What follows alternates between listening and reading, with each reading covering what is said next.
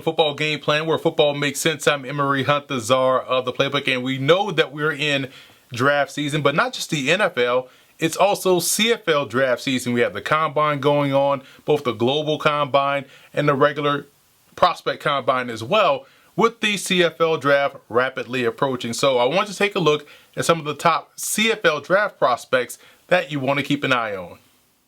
Let's start in the backfield, as always, with one of my favorite prospects in the CFL draft, Deontay Glover out of Shepherd. He's 5'9", 210 pounds, and he was in the 2020 NFL draft class, but is eligible for this 2021 CFL draft. He has explosive speed. You consistently see him outrun angles once he gets into the open field, and I thought he showed at the 2020 Tropical Bowl that he could be a downfield threat in the passing game, so you don't have to take him off the field because he's very comfortable at catching the ball away from his body. He has very good shiftiness and quickness in the hole to make a defender miss. And I think he can play on most special teams as a kickoff returner, punt returner, and on both coverage units as well. He's the type of guy that can step right into the CFL and star from day one. I'm a big fan of his game and what he brings to the table. And I'm a big fan of Felix Garan-Gaucher out of Laval at 6'2", 225. He plays with a passion. He's devastating on his kick-out blocks and his wham blocks. I also believe he has solid speed for the position, and you can envision him playing a role that's very similar to that of Kyle Juszczyk with the San Francisco 49ers. He's a guy that can help you out in the passing game, getting downfield, has above-average athleticism for the position, and you can also trust him as a short yardage and goal line runner. Kyle Borsa of Regina at 6 feet 200 has above average footwork and elusiveness for the position. He also has a top end speed to break those long runs once he gets outside and hits that corner. I also love his vision, and he runs with good balance. You rarely see him get knocked over. Defenders just bump him to the side. And I also believe he's one that can operate very well without volume carries. But if you give him volume, he can definitely make the defense pay. So he's another one of these big time backs that could hit the ground running both figuratively and literally in the CFL once he gets drafted.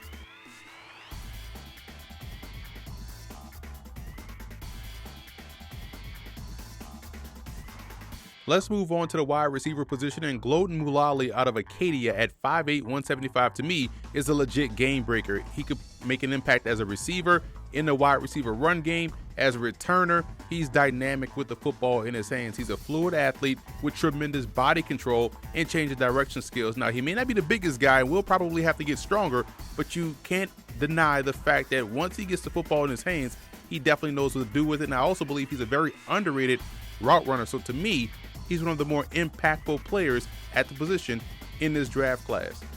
Now here's a look at some of the other wide receiver prospects you want to keep an eye on. You look at Abdraman Abdel Rahim out of Guelph at 6'3", 195. He has good acceleration into his routes. He tracks the football very well and plays well with the length that he has at that position, is able to go up and pluck the football out of the air.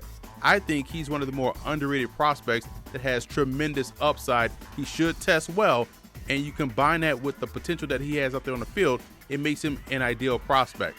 And you have to like what Will Corby out of Toronto brings to the table. He knows where his hands are out there on the field. He's strong and fearless at the catch point. He's excellent with his hand-eye coordination. I think he could play inside or outside at the professional level.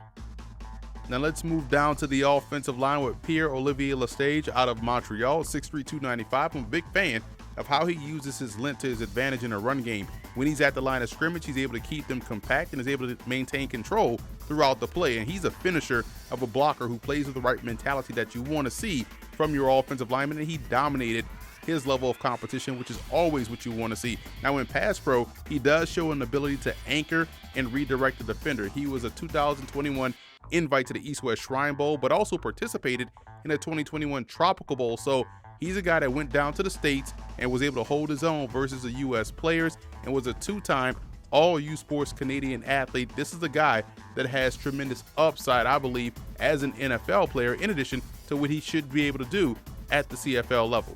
Bryce Bell, who's 6'4", 290, he looks like a natural guard in my opinion. His feet stay active, and he shows patience in pass pro. And to me, that's one of the more underrated traits for an offensive lineman, especially coming in as a rookie. You don't want to be too aggressive in getting out there and meeting the defensive lineman at the point of attack. You want to have some semblance of patience. I think Bell does that extraordinarily well. Now, length could be an issue as far as him being a tackle prospect as a pro, I do think because he's athletic, he shows good patience and shows the ability to block on both ends of offense, he's probably more suited to slide inside as a guard at the next level. Again, this is a guy that has all of the athleticism that you want in a guard prospect, so that's why I think he looks like a natural guard at the position. But again, if he's able to play outside with those arms at that length at tackle, then I think he can do that as well. But to me, he's a guard all day and should be a fine pro in the Canadian Football League.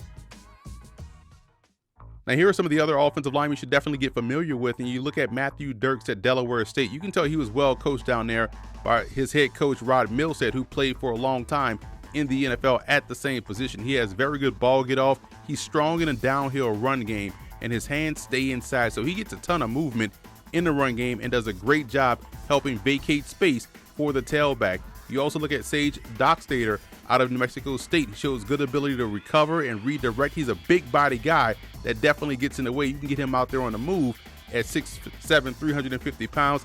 I also like Chris Fournier from Lehigh. He has very good athleticism and quickness off the ball. He has A+ blocking ability in space on both ends of offense, so you get a little bit more flexibility with him out there on the perimeter. Peter Cordes of St. Mary's is a versatile offensive lineman.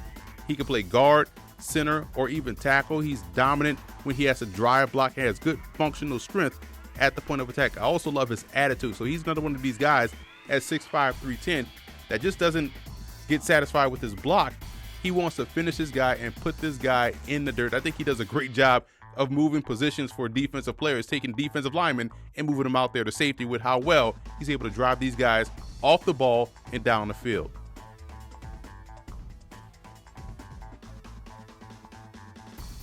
Let's move over to the defensive side of football, and we'll start up front with the defensive line with Shaheem Charles Brown out of Carleton. Very good college football program. They have a ton of prospects in the CFL Combine. Now, he's 6'4", 245, and has a very good knack for pass rushing.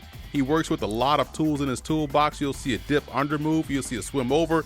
You'll even see him just lock and drive the guy into the backfield to make a play. He has, and he plays with length, so he understands how big he is as a prospect. One of the top pass rushers, I believe, in the 2021 CFL Draft class. Alfred Green of Wilfrid Laurier has really good eyes for the position. He has good point of attack strength. He's relentless in his pursuit. This is a guy that is a tremendous edge setter despite being 6'3", 237. He kind of reminds me a lot of what you see from Azeez Ojulari, the Georgia prospect who's in the 2021 NFL Draft. So I'm a big fan of Green and what he brings to the table. He's one of these guys that finds a way to make a play in the backfield on a consistent basis. Now, looking at some of the rest of the defensive linemen you want to keep an eye on, Cole Nelson out of Alberta, another fine program up there in the Canadian youth sports leagues. He's 6'6", 290, can play across the board up front, so he brings a lot of versatility to the table with multiple techniques that he can play. You can say the same thing for Austin Ford Miller out of Western. He's savvy, he has strong point of attack play, and has great hand usage. I see him getting off blocks consistently well and shows the ability as a one gap penetrator. So again, another one of these players that has a lot of tools in their toolbox that can be a versatile defender up front for your football team. Looking at the second level with Ben Ladick out of University of British Columbia at 6'4", 238, who shows good fluidity in working through the trash when in pursuit of the football. Just an easy athlete in my opinion in that regard. He's a solid point of attack player in terms of using his hands to get off blocks and having a pass rushing presence, as well as also sniffing out run plays in a run game. And he plays with good length in the run game using that 6'4" frame. He can play the run away, he can set the edge, he can disengage and play the run that's coming toward him. So he's just a good all-around football player that was able to go down to the College Gridiron Showcase this past January and showcase his skill set. Now, he finished his career with 189 tackles, 28 TFLs, and 6.5 sacks. And he's just one of many tremendous collegiate football players coming from the youth sports that were able to participate in the College Gridiron Showcase this past January. Case in point, Grant McDonald out of Calgary at 6'3", 230. He takes very good angles to the ball carrier, almost relentless in his pursuit, showing the ability to adjust and gather